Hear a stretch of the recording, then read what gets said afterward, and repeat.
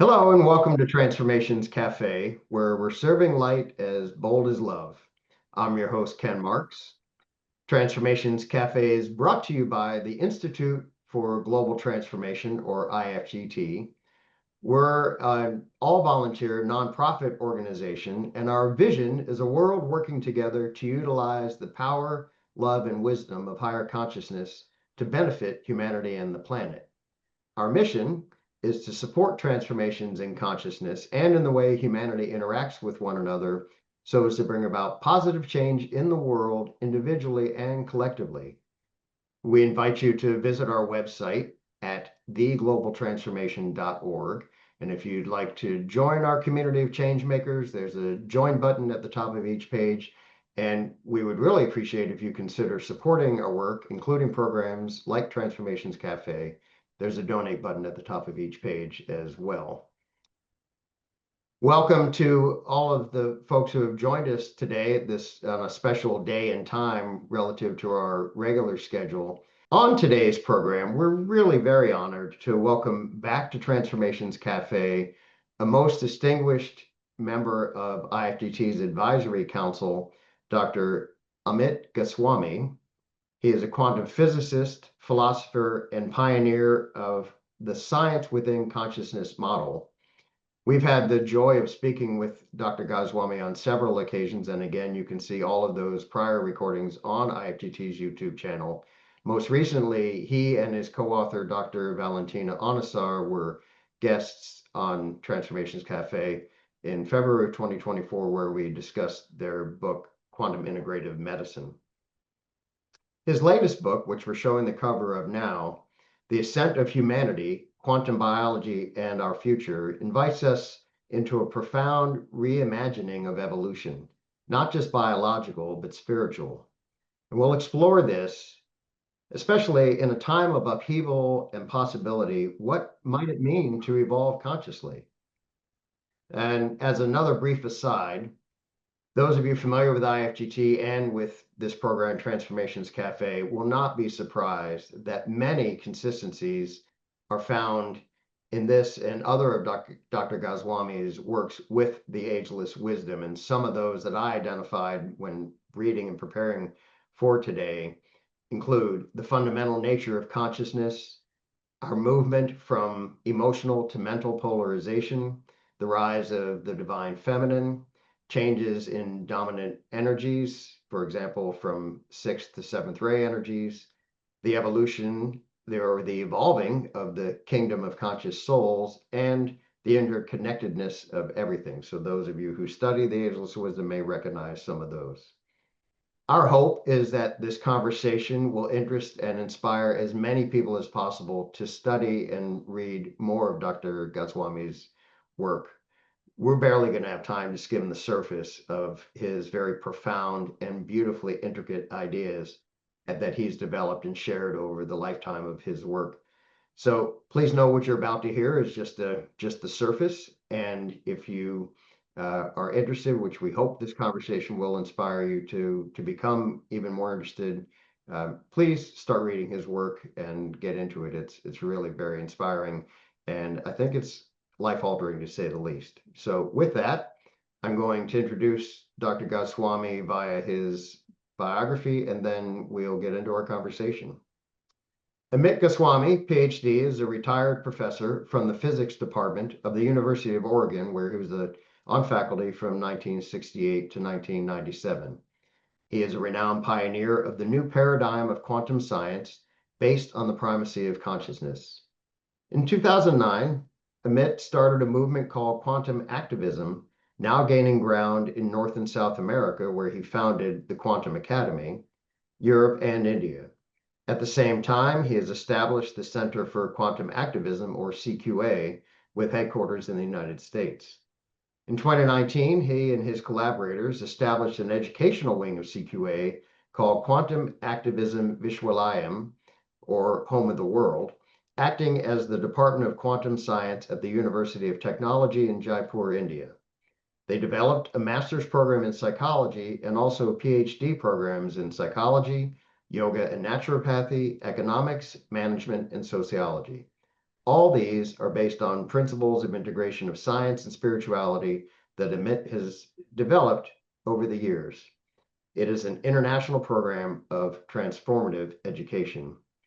Dr. Goswami has written many groundbreaking popular books on research and on quantum science and consciousness. There are so many, I don't want to steal any more time reading that list. Please look him up on Amazon or elsewhere on the internet. You'll see that there are many, many titles. And his work, part of the beauty of it, in my opinion, is that he has applied this to virtually all aspects of our lives.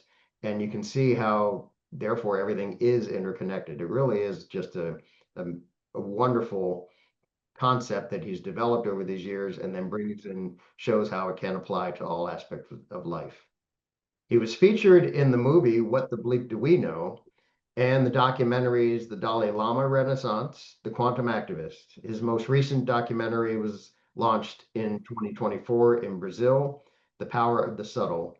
He is a spiritual practitioner and calls himself a quantum activist in search of wholeness. And with that, I'm going to take a breath and very humbly and gratefully welcome you, Dr. Amit Goswami, to Transformations Cafe. Thank you, Ken. That was a wonderful introduction. Thank you. Well, I think that was just hopefully setting the stage for what is going to be a wonderful conversation. Let's kind of get things started. This book, again, is called The Ascent of Humanity, which in some respects, we'll get into this in a little while, but people might look at the world today and say, wow, the ascent of humanity? Okay. So in that, you suggest that evolution is not merely biological, but it's also spiritual, and it's driven by higher needs like love, justice, and wholeness. So for those new to your work, how would you describe this expanded view of evolution? So what does it mean to say that consciousness, not matter, is the ground of all being? Yeah, that's the thing. Consciousness and not matter is the ground of being. Once you settle that, which quantum physics settled for us, once you understand what quantum physics is saying to us, then it is much easier to see that indeed the evolution that we consider of humanity is evolution of consciousness. It's not evolution of matter, and it's not without purpose. Darwin himself tried to include purpose in his theory. He failed. The Lamarckian theory is the alternative theory of evolution, which is usually discarded by biologists, but there is strong evidence in favor of it. And Lamarckian theory does have purpose within it. So one of the things that I do in the book is to integrate Lamarckian and Darwinian approaches to evolution. And then it becomes clear that the things that we are talking about are about consciousness, and that's the way evolution should be looked at from the point of view of consciousness is primary, not matter. If consciousness is primary, if consciousness chooses the outcome of what happens in the future, then we should not be demoralized by what is happening today. Because if we look at the history, we find ups and downs. This is a downstage. Why a downstage is necessary? That is because crisis gives us an opportunity to be creative. In order, creativity requires some crisis. I know from my personal life that without crisis, my creative work could be very much shortchanged because the energy required to bring up that energy, we need the calamity, we need danger, we need difficulties to overcome. Otherwise, we cannot put in the energy. And this is why the crisis. So crisis should be looked upon as an opportunity and not a demoralizing thing. That's a great way to kind of begin to steer this more positively. And one of the things that struck me as I was reading the book were the many kind of overlaps or interweavings of what you were writing about, and actually what IFGT has been working on now for close to 25 years. One of those ideas we refer to as the tipping point. Obviously, not coining that term, but a tipping point in the evolution of consciousness and humanity. Therefore, you talk about in the book, and I'm wondering if you revise this number now, but you make several references to an estimate of about 15% of the population of the planet kind of having reached at least what I gather was some stage of awakening, some stage of awareness. Um, and so do you agree with this idea of a tipping point? I think that the tipping point idea has to be accepted, except of course the difficulty with the idea is that we don't really know when the tipping point arrives, but it does arrive. The point is that is 15% the tipping point, we don't know. We don't know if 30% is required, but a tipping point in the evolution of humanity will come. Today or tomorrow when, we don't know. So with that approach, yes, I like the idea of tipping point. By the way, the 15% is both by calculation. Calculation was done by the psychologist David Hawkins, who is a fantastic guy. And the empirical data is from the number of yoga students in the world.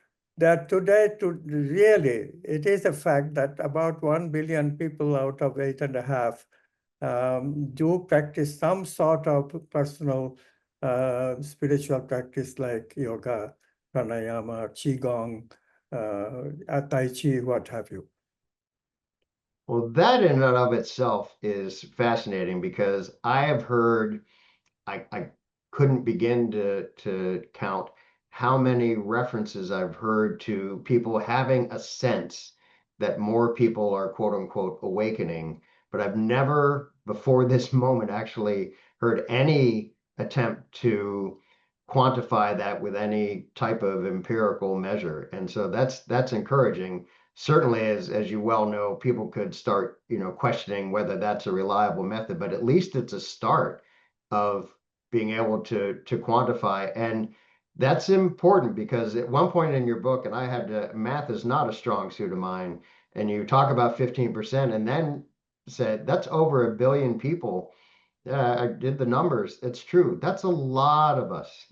That's a lot. 15% doesn't sound like many, but when you compare it to 8.3 billion people on the planet, there's a lot of people. And A lot of people. I'm excited to hear that there's at least been some attempt to quantify that. That's kind of groundbreaking. That's like a news headline right now, fresh on the program, that we have some attempt to quantify and over 1 billion people. That's a live moment of kind of being happily stunned. This is great. I appreciate you sharing that. So with that, you talked a moment ago about crisis and kind of being a necessary ingredient for change. And so we've got lots of possible sources to catalyze this, right? We've got climate change, we've got the advent of AI, which to some is a great thing and others is very concerning, and a mix of maybe all of that. Political division, obviously. Where do you see the pressure building for the next quantum leap? Because something you describe in some detail in the book is the fact of kind of quantum leaps in development and evolution, or the term you use is Evo Devo for shorthand in the book. So what do you kind of see now as maybe the greatest sources of catalysts for these kind of for our next quantum leap? In long term, it is of course climate change. That I think will be a tremendous force that in our life. It has not been yet because at a personal level, it is still confined to those people who suffered the hurricanes, the floods, the earthquakes, the Mhm. uh, difficulties of pollution. Most of us escape it still, especially most of us in the Western developed world escape it because, it's mostly in countries where there is still a lot of pristine environment left, and people live in those areas. They have no idea what is going on in the rest of the world. Part of the problem is news media. It is very mixed up. Some of the media do portray some of the dangers that are being seen, but some of the media, in fact, it is practically 50-50, completely disregard, deny that there is climate change. That doesn't help very much. But in the long term, I think it will. In 10, 15 years, these things are going to really matter because, whole countries will go down into the ocean. When that happens, to Bangladesh or Fiji, whichever comes first, then we cannot deny it anymore. So that's one thing. But I think immediate sense, it's the economy always is the economic crisis. We are really on quicksand. Nobody knows what is happening in economics right now. Nobody has any idea if there is any theory behind it. People, of course, run on microeconomics, and that picture is easy. But the macroeconomics, what things happen, how things happen in the large scale, nobody has any idea. We have a huge national debt in America, but nobody knows how to go backwards in national debt, how to reduce it. In other words, the whole problem with the economy is unsolved. I wrote a book called Quantum Economics several years ago. And in that book, I proposed that there is a solution to this. But solution is the spiritual solution that we will talk about in this hour. So again, if we look at these problems, politics is the next one to mention. There is solution. And the numbers are supporting us gradually. It's increasing the number of people who would like to see change, and therefore change will happen. When, again, we cannot tell. And of course, those things that you mentioned, they're not neatly compartmentalized, right? I mean, they're the advent of increasing climate disasters has direct economic impact and Exactly. yeah. Yeah, absolutely. That is a very important point. Economics, politics, environment, they're all connected, and they're connected in a direct way, not even indirect or a projected way, but they're directly connected. If the environment is taken care of, if the people remember of environmental crisis and how a business affects environment, they immediately realize that the economy has another factor to consider, which is that the environmental pollution that we take it for granted in today's materialist economy, that is really endangering the whole planet. That cannot, it cannot stand. We cannot continue this way.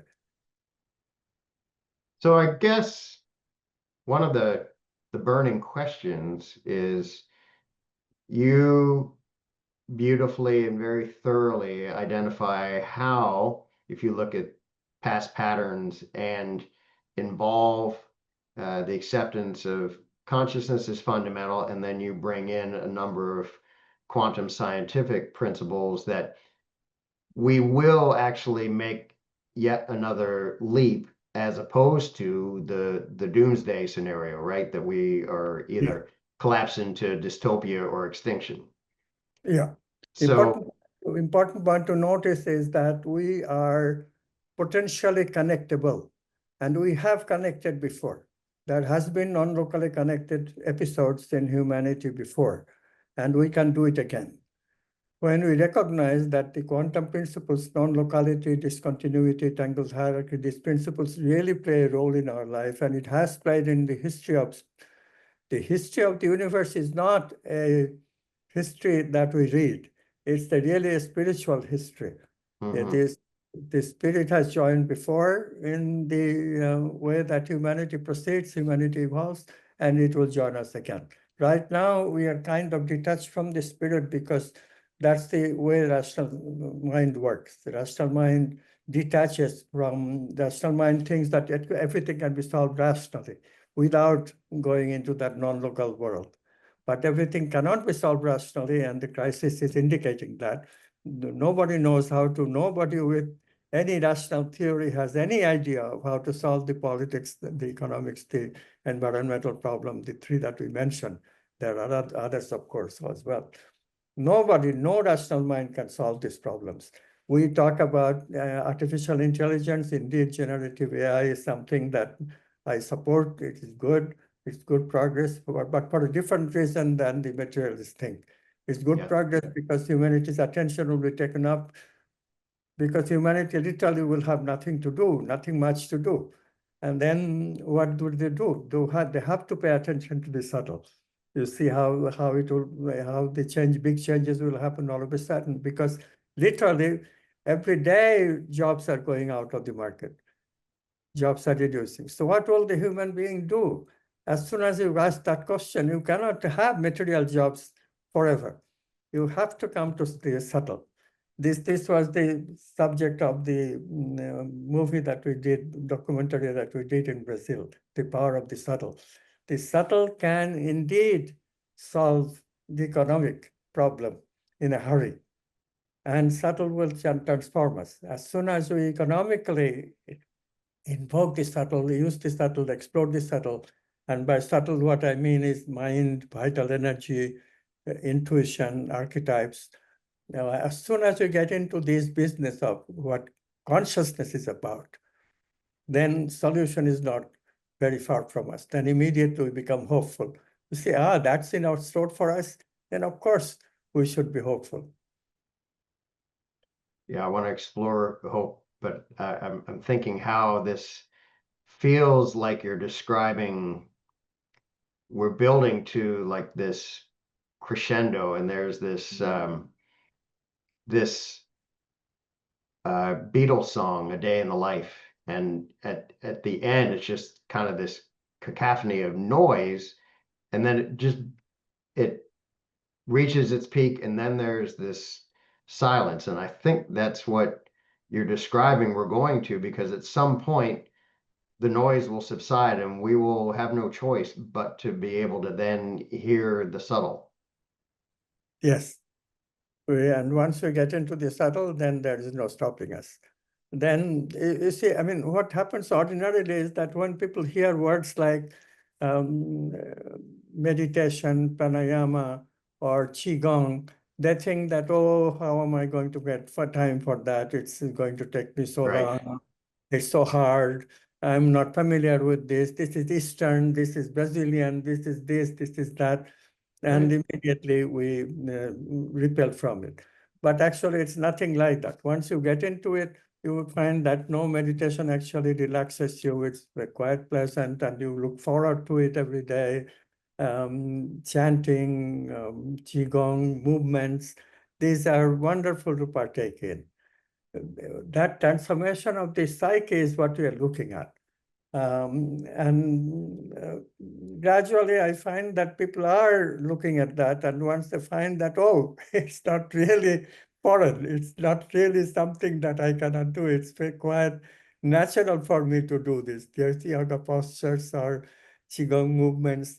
They make my life full of energy, full of relaxation, full of purpose, full of meaning. And these things can enter, once they enter our life, then we cannot, of course, go backwards, because they're wonderful and happiness producing. Yeah, I can feel the energy shifting now with your kindness, your words, and that smile. It just brings a positivity to everything that is there. So let's look at this idea of one thing that came to me when I was reading and thinking about the content of the work and applying to life was the idea of hope.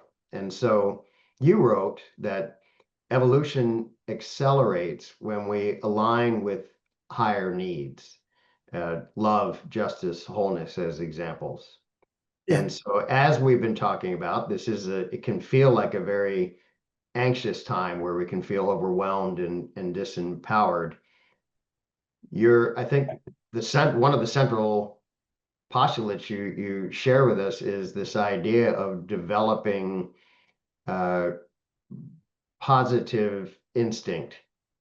And so can you talk about that, but also in terms of the role that maybe transmuting fear into hope and how that all fits in with the picture we're painting?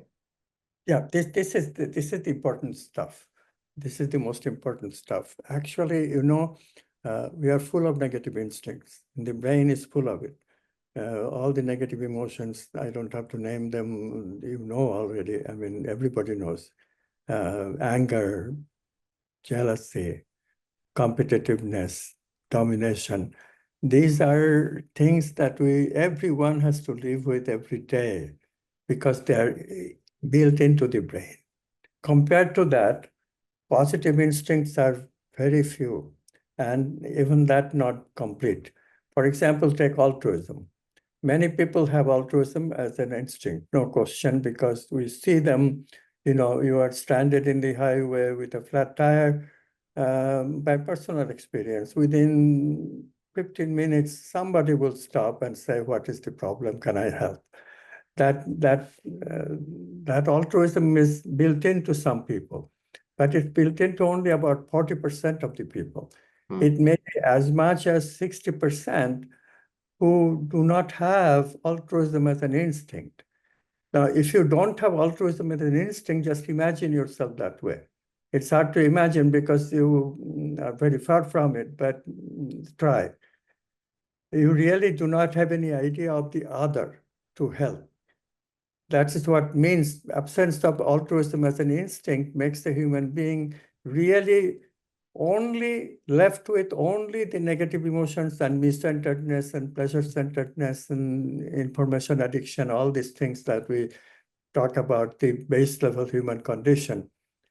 That's what people are left with.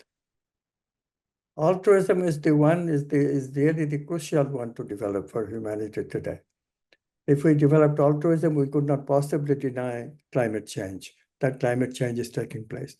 But if you don't have altruism, and that may be anywhere between 40 to 60%, then you are stuck. You have no idea what people are talking about. Is there anybody but me? You cannot answer that with any assurance if you don't have altruism built into yourself. And of course, the hopeful thing is that motherhood at least is something that is most women have built into them.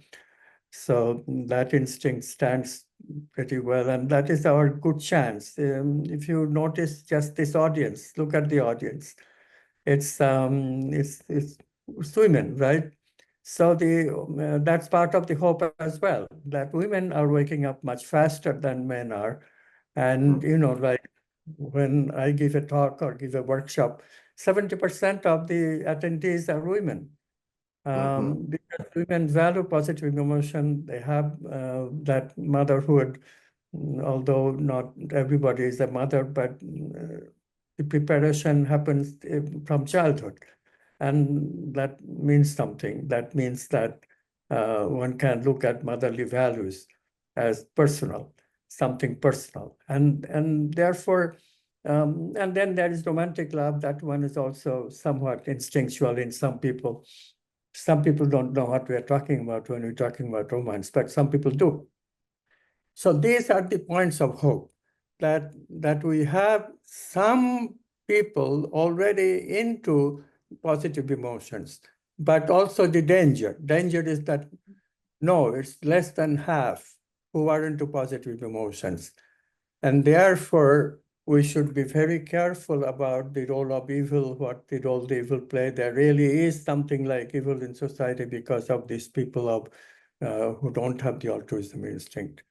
And so we should take it very seriously. How much education, childhood education especially, is important. We should pay tremendous attention to education. We have a related question from a member of the audience, and so staying with this idea of which is kind of the central, I think, tenet of your idea of how does humanity ascend? How do we evolve and develop beyond the current state? And it is this idea of developing positive instincts as part of our very nature. So the question from Michael is altruism built in or not from birth? And if not, can it be developed? Yeah, it can be developed. This is the good thing that, some of us are born with it because altruism has not been with us for that long. Altruism probably started, there is now very good data that suggests that altruism probably started about 40,000 years ago in humanity. Before then, probably nobody was altruistic. We were very competitive, but about 40,000 years ago, we stopped killing off the Neanderthals. And human beings kind of became aware that no, there is the archetype of goodness to look at. And people started literally looking at archetypes such as beauty, goodness, eventually in another 10,000, 12,000 later, love. And this is what made the change. So can they be taught? Yes, of course. We had 40,000 years is not enough to make the altruism archetype, altruism instinct universal. But another 40,000 years, we cannot wait that long. I mean, we would not be here, very far from it. 40,000 years is just too long to contemplate. So I am convinced that yes, altruism can be taught. Yes, altruism can be taught even to adult people. I mean, I would prefer that we can bring it into children's education. But the worst thing that has happened because of secularism is that meditation, everything that sounds spiritual has been taken out of the grade school curriculum. And of course, parents are quite unaware, especially now that churches have lost popularity.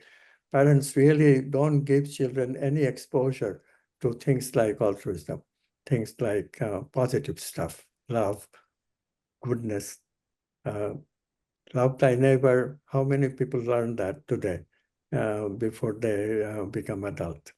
So the challenges are huge. My advice is that anybody who is connected with education, pay attention to these things and see how much we can change. Because as I said, 15% of us, if we are awake, that's a lot of people, and we can afford, we can really affect a lot of children's education. That's what Isn't it. isn't the instinct to nurture a baby from a mother a form of altruism, or is that just instinct? I mean, they had that 40,000 years ago to nurture babies. It is. Not nurturing babies is one of the big source of altruism.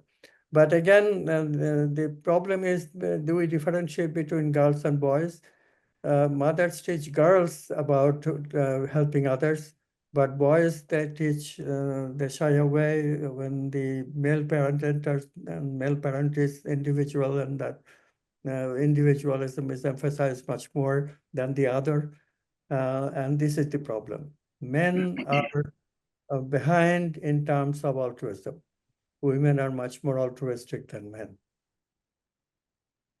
This is part of also what I think I picked up in reading the book that I referred to in the introduction about there is a shift in the energy toward that feminine or divine feminine. And so that is not gender specific. It does not connote that the rise of feminine energy means only what you may be seeing, for instance, in the example you gave of the gender makeup of the audiences you address.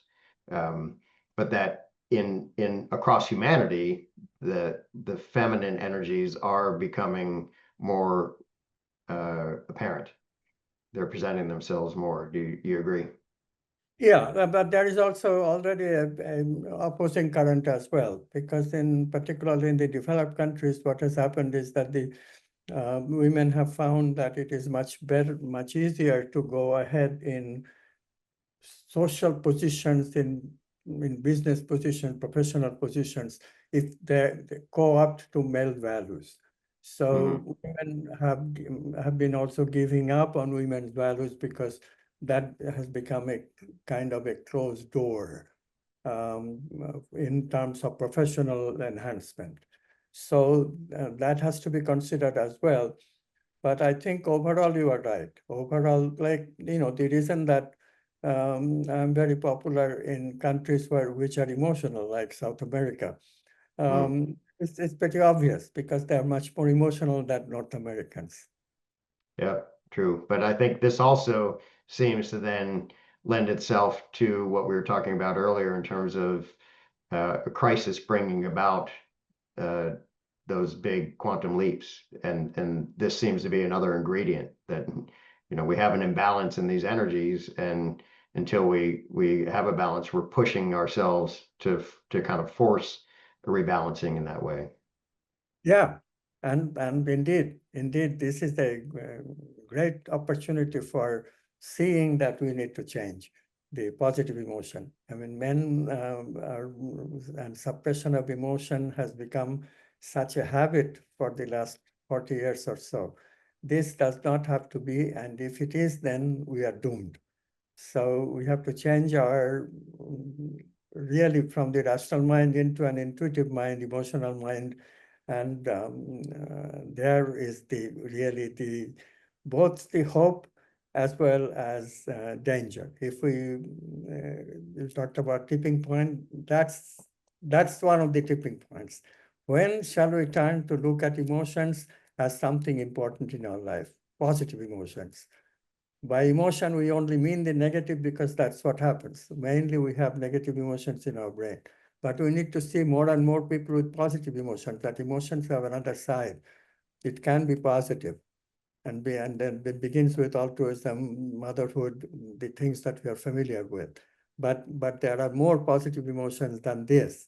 One can actually love and romance in personal relationships. One can actually be just. We started work on justice a little bit recently, but now that avenue is closing down very quickly in America. But that is not going to be a permanent thing.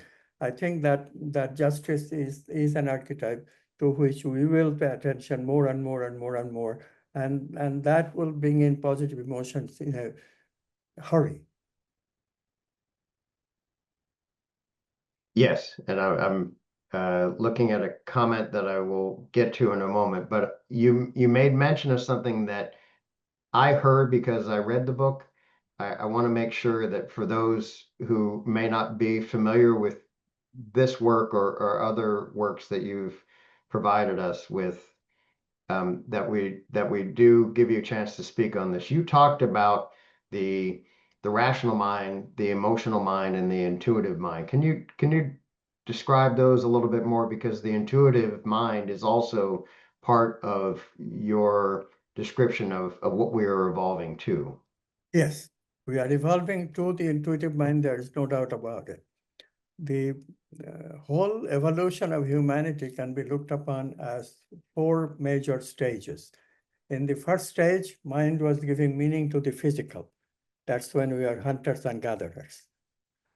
And then, starting about 40,000 years back, we started maybe 50,000 because the archetype of beauty, the cave painting has been discovered, which is 50,000 years old. And imagine that 50,000 years ago, people are exploring the archetype of beauty. Hmm. So that's probably the first positive emotion that we develop and enjoy beautiful things. So much so that we make a painting of it, and then other people can enjoy it. Look at the thing from with the eyes of the artist. That's the whole idea. Okay, so this positive emotion entered in our life, and we became so positive that the next stage, which I call the vital mind, actually is Sri Aurobindo's term, the vital mind. Vital energy is what emotions are about. Emotions are vital energy plus meaning we put to the vital energy. Vital energy is what we feel, our feelings. What you feel is energy, and we call it vital energy to distinguish it from physical energy. So that's the next stage. But in that stage, something miraculous happened. This is the thing, Ken. When I discovered the anthropological data, I was so moved that we really had done that. You know, feminine anthropologists call the vital mind, era of the vital mind, golden age. Golden age. Literally, it's like a Garden of Eden was the way that we lived in. It's not at all true that the hunters and gatherers and this dog-eat-dog world, that is it. That is about prehistorical humanity. No, there is at least 2,000 years of vital mind where we literally build a Garden of Eden. People are connected, people were good to each other, intimate relationship existed on romance. All these things really, really happened. People were exploring beauty. So, unfortunately, discovery of the plow made a huge difference. That's when rational mind started, because the plow requires men to take part more. Women are now confined to the household because they cannot help with the agriculture. Only men can wield the plow. So that the huge difference occurred because the men, the bread earner, we went back to that hunter and gatherer kind of negative emotional human being. And rational mind gradually came into the picture. Mind giving meaning to mind. Of course, rational mind does not have to be denigrated. It is useful, it is enormously useful. And of course, it has given us a history which is nothing to be ashamed of. I mean, we can be proud of some things that rational mind has achieved, including quantum physics. This is a product of rational mind plus creativity. Okay, so problem of rational mind is not that rational mind is at fault. Problem is that we deny creativity. At some point, rationality seems to be all we need. Like right now, many people are so taken up with generative AI, artificial intelligence, they think that this is it. We don't need any more thing. This is it, the highest of technology. We just develop AI, generative AI, and they will give us all the answers that we need. This is such a false proposition. Creativity is something that we will always need because new problems need new solutions. You cannot solve new problems with old ideas. And computers have access only to old ideas. They cannot invent the new, they cannot discover the new. That is not possible. Computers work on only the existing ideas. So, these things are not properly understood, not they are properly propagated. So we are in a very peculiar dilemma. Something very false gets posed as if it is true. The popularity of generative AI is just a glaring example of what I'm talking about. Generative AI is not going to help humanity go forward. Humanity has to go forward by emphasizing creativity, archetypes, intuition. These are the things that will take us forward. But as I said, 15% of people paying some attention to emotion, paying some attention to intuition, this is the good sign. This is what we have to hopeful with. So tell us a little bit more about what the intuitive mind entails, or what are its characteristics? It is when we move from the regular information processing into meaning processing. So that's the first thing that comes from the intuitive mind, meaning. And purpose, that's another thing that comes from the intuitive mind. When you look at the purpose of, when you ask questions like, what is the meaning of my life? What is the purpose of my life? Then we look at the dimension of intuition, because purpose immediately, the archetypes, which I have mentioned, a word I have mentioned several times, archetypes are the harbingers of meaning and feeling, noble meaning, noble feeling. Archetypes are the basis of that. What do we intuit? We intuit archetypes, this context of thinking, context of higher thinking, context of higher feeling. Archetypes, what are they? They're like abundance, power, beauty, love, goodness, truth, justice, wholeness, and self. 9 archetypes are the major archetypes that we have. If we pay attention to these archetypes, these are the things that come to us via intuition. These are the things that we develop, explore, and embody in order to go back to that unity consciousness that we were before we became so divided by the rational mind. So the path to intuitive mind is very clear. Go beyond the rational mind. Don't stop at rationality. And what is the way to go beyond the rational mind? Pay attention to meaning and purpose. See that you have a creative side. See that you have the intuitive power. They come to you directly. Quantum concept of non-locality becomes important. This is instant communication. Consciousness is directly communicating with you. Directly communicating with you, not with signals, directly. Consciousness. You become that unity consciousness for a moment. That's what an intuition is. And the archetypes arrives that this is the value that you do to follow me, to follow that one consciousness, that unity consciousness. So once we wake up to the archetypes, actually awakening means something, right? Awakening to what? Awakening to this intuitive dimension and the archetypal dimension of our life. That's what awakening is about. Because by following this, by developing this aspect of us, we can go back to that connectedness again. Yeah. We shall, indeed.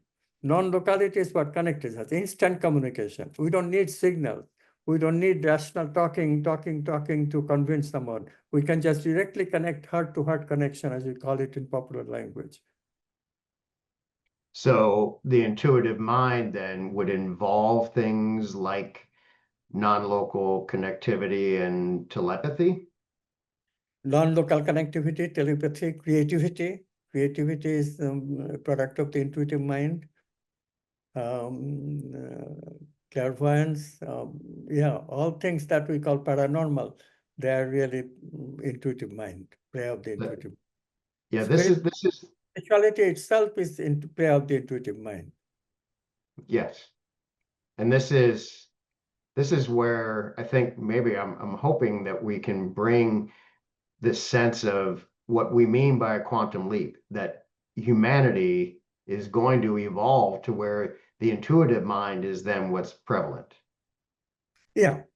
I mean, after we wake up to the idea that we should explore these archetypes, like, simple exploration is being good to people. We already talked about the idea of altruism. So simple idea is to, okay, can I be altruistic, be good to people? Good to people in need first, and then people in general. Why should they have to have a need in order to be good to them? Just be good. When you start these simple ethical principles, being good, doing good, that's a wonderful beginning. Another beginning is intimate relationship, bring love into it. Today materialists are more and more convincing us that sex is everything. People have started multiple relationships and all this, where sex is a dominant aspect. And this is getting us nowhere, because people don't get happiness out of it. They get excitement for sure. They get, certainly it's not a boring life anymore. It's exciting. And indeed, committed married life tends to be a little bit boring sometimes, because you don't pay attention to the purpose and meaning aspect of life. Then it does get boring. But it does not have to be that way. How to live a romantic partnership is one of the things that we need to teach in schools in order to really set people in the right course. But as I said, education has become such a poor thing today. It's all job searching, having a good job. Preparation for a good job starts even before primary school begins. At kindergarten level, they're already talking about, okay, what job will you want? As if that is the ideal of human life. Human life is not about job, it's about professions. Professionalism is different than job. Their professions are about archetypes. When you are going to be a doctor, it's not the job of a doctor, it's the healing profession. Healing profession is about the archetype of wholeness. That's the way it's supposed to be. What were those? You named 9 archetypes. Can you repeat those? Yes, absolutely. Abundance, power, beauty, love, goodness, truth, justice, wholeness, and self. Thank you. Thank you. Are there things beyond what you've already shared, such as practices of meditation, qigong, etc., that you think as individuals we can begin to do that would help to propel this movement toward our evolution and development?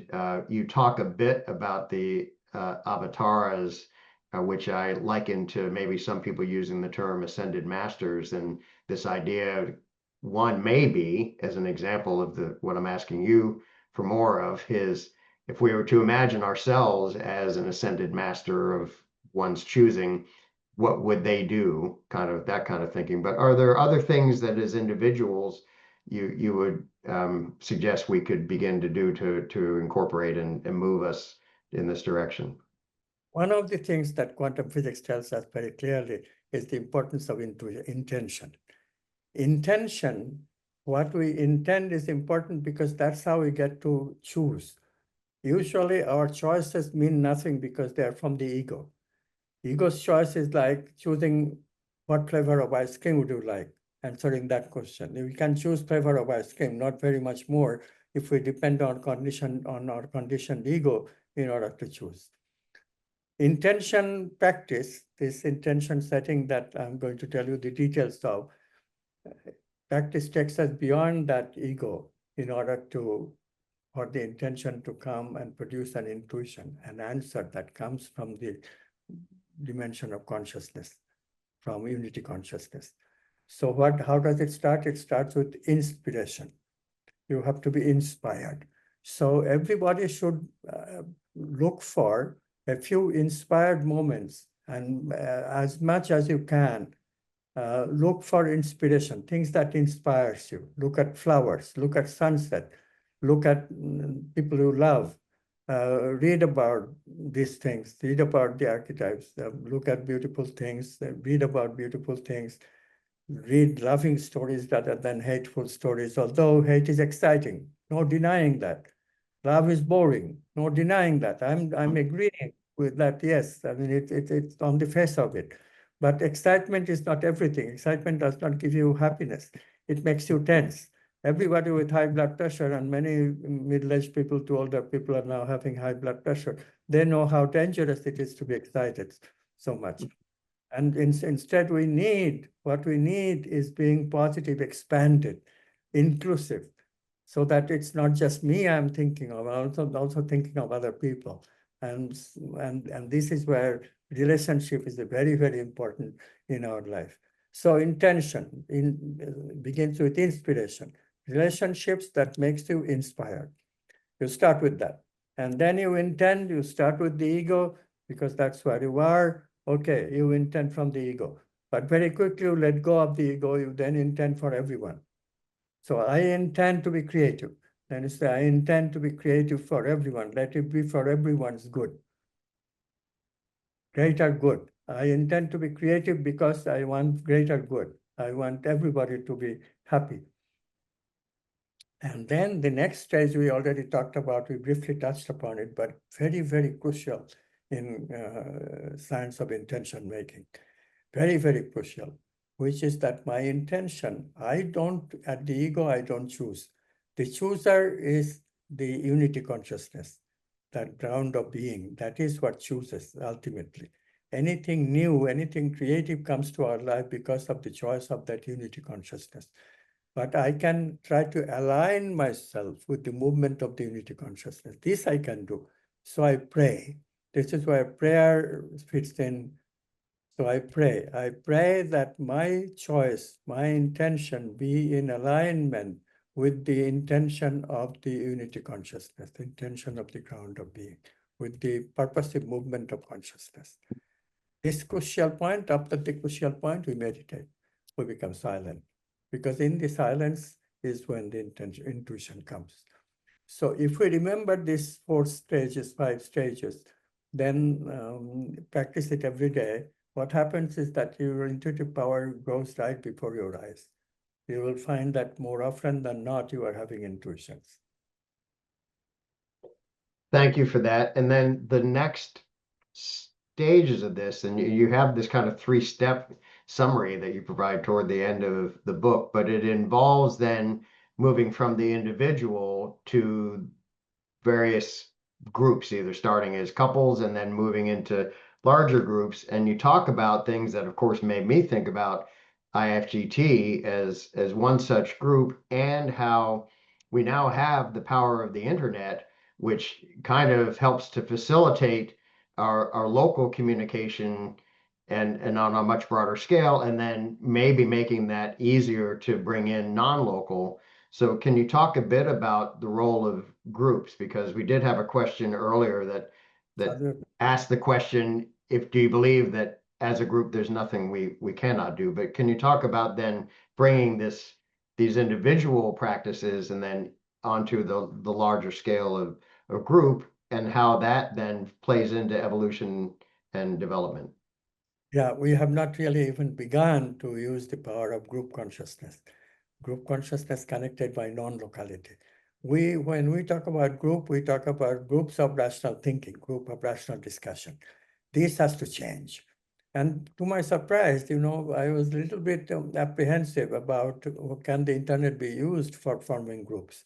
I found to my surprise that yes, internet can be used, because looking at the picture of you and talking with you directly does induce non-locality. Non-local communication begins even on the internet, just looking at your picture and directly hearing your voice.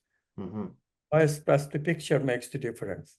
On telephone, it is much harder to arrive at non-locality, but with picture, like internet today, we can really make a difference. So internet groups, if they form, like the postgraduate courses that we teach in our master's and PhD program, we have regular internet gathering. Every weekend, people meet on the internet and we work on group consciousness. So this way, like you have a organization already, and if you arrange regular meeting like you have already, like this is a regular meeting of the organization, and we are all meeting together, and we are expanded. We are expanded because we are talking about things that expand us. And this is the way of establishing a non-local connection. So every time we gather like this, the group itself becomes, the non-local connection among the group members becomes more and more strong. And when that happens, gradually the empathy comes into the picture. Empathy is indeed non-local communication between people with goodness and positive emotions in mind. And from there, we really gain power to make changes. I mean, this is the thing, that if we become non-locally connected, that power that we have as an individual becomes manifold, becomes much more strong. The strength of the group comes in. And this is where we have to aim. This is where what brings us hope, because these groups are developing. Groups can be developed, of course, on the negative as well. I mean, the whole MAGA movement in America is an example of negative grouping. I mean, that we have been doing all along, history all along. That is nothing new about it. But these groups that produce non-locality, groups based on non-local connection, this is something that is relatively new. We have now workshops. Many people go to workshops today, New Age teachers. There are many of them who teach wonderful lectures to just produce inspiration. Why do we do that? We do that because that brings people non-locally together. In such a gathering, you can be non-local with others. And this is what we are talking about, group consciousness.